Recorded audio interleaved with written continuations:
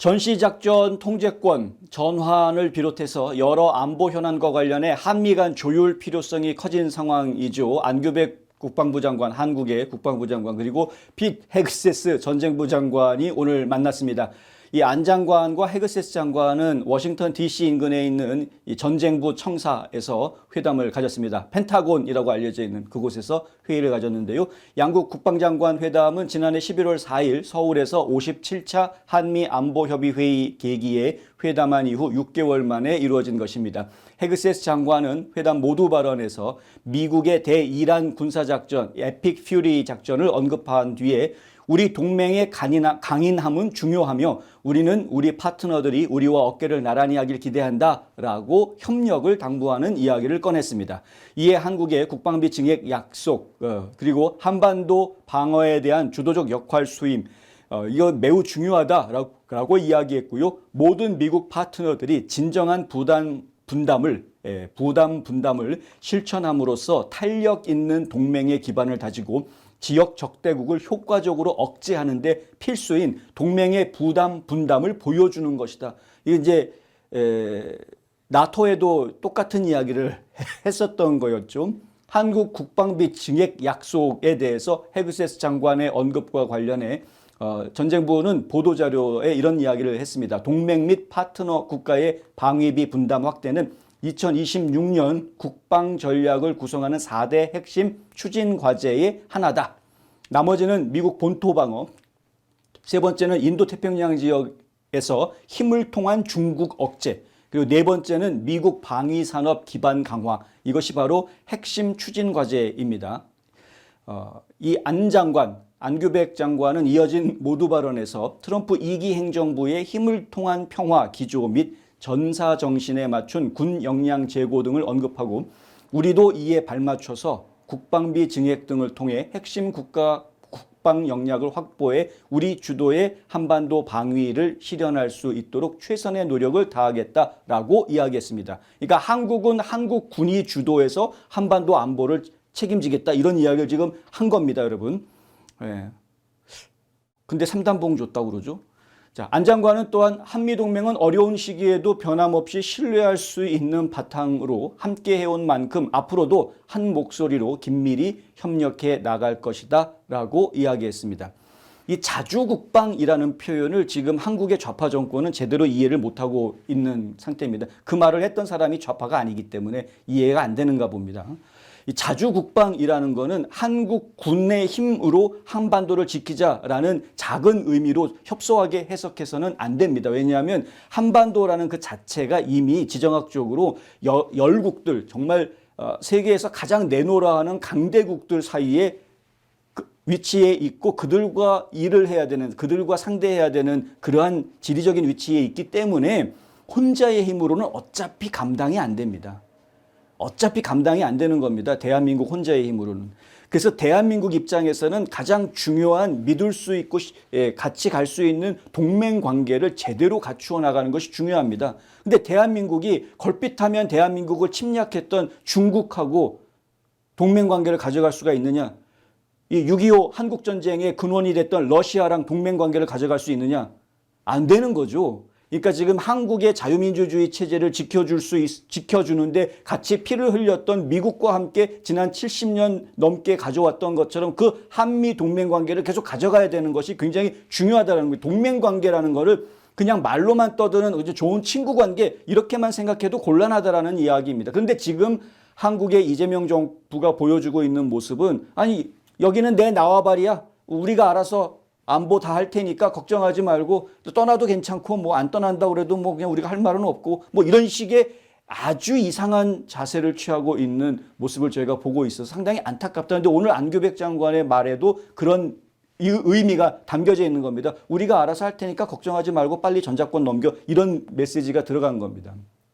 한미 양측은 회담 결과를 담은 공동 보도문에서 양국 장관은 한반도 안보 정세에 대해서 논의하고 이번 주 워싱턴에서 개최될 한미 통합국방협의체 회의가 동맹 협력과 양국의 국익 증진에 있어서 중요한 역할을 담당하고 있음을 재확인했다. 양국 장관은 긴밀한 소통을 유지하면서 상호 안보 이익의 영역에서 협력을 증진하기로 했다라고 밝혔습니다. 공동 보도문은 이어서 해그 세스 장관은 동맹을 현대화하는 가운데 위협을 억제하고 한미 연합 방위 태세를 강화하기 위해 현실적이고 실용적 접근을 채택하는 것이 중요하다고 강조했습니다. 또 안 장관은 국방비 증액, 핵심 군사 역량 확보, 한반도 방위 주도를 위한 최근 한국의 노력을 설명했습니다. 국방비를 증액한다고 하는데 그런데 왜 무기 지급을 안 하는지는 잘 모르겠습니다.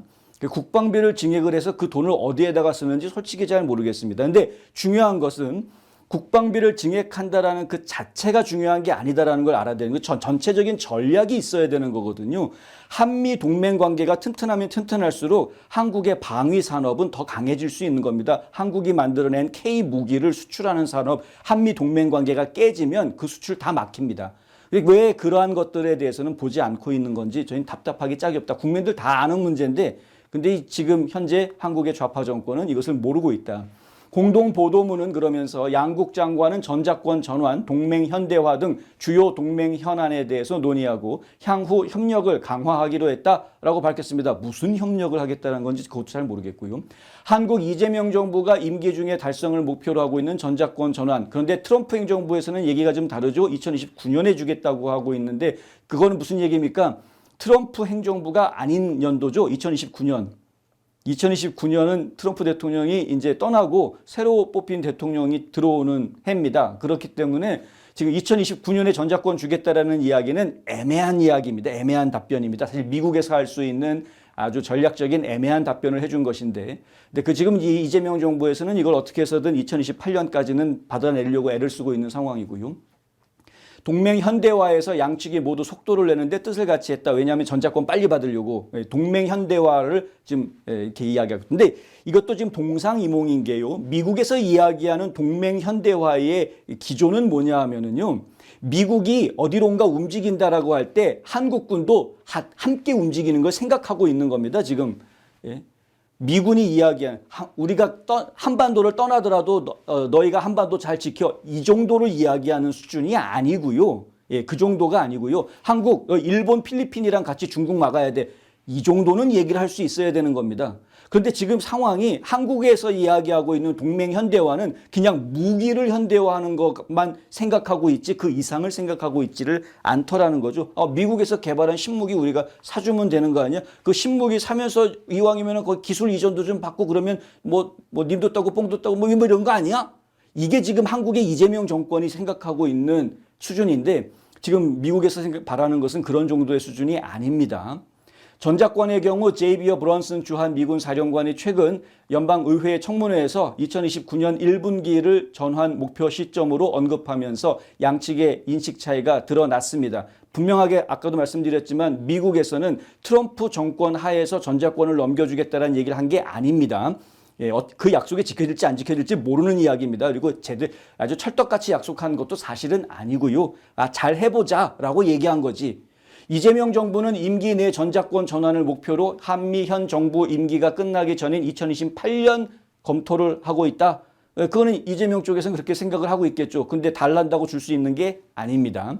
아울러 이번 회담에서는 전작권 전환뿐 아니라 핵 추진 잠수함 건조 협력, 미국이 요청하는 호르무즈 해협 통항 재개 기여 등 민감한 현안이 테이블 위에 오른 것으로 관측된다.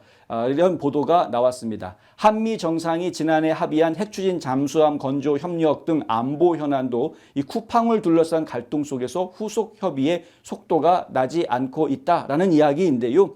그러니까 미국 기업들을 제대로 대우를 해줬어야죠. 미국 기업들 한국에서 몰아내고 그 자리에 중국 기업들로 대체하려고 하는 음모가 미국 정치인들 눈에 이미 다 띄었기 때문에 이게 다 보였습니다. 다. 현실이 다 보였습니다. 그렇기 때문에 미국 측에서 지금 호락호락하지 않을 겁니다. 이 지금 장관들끼리 앉아가지고 아주 뭐 좋은 표현으로 외교적인 표현 가지고 막 이야기를 한 거 가지고 우리가 방점을 두고 의미를 부여하고 뭐 이럴 때는 지났다. 왜냐하면 해석을 다르게 하거든요. 한국 언론에서 나오는 해석과 저희 미국에서 바라보고 있는 전문가들의 해석이 서로 다르게 나올 수밖에 없는 겁니다. 한미 안보협의회 합의사항 후속 조치 관련 이행 점검차 고위급 간 직접 소통하려는 것이다. 뭐 이런 이야기도 나오고 있고요. 전자권 핵 추진 잠수함 등이 주요 현안으로 논의될 것이다라고 한국 국방부 쪽에서는 이야기를 합니다. 그런데 한국 국방부에서는 뭐 열심히 몰아붙여야 되겠죠. 이재명이 원하는 부분이니까. 하지만 미국 입장에서는 급할 게 하나도 없습니다.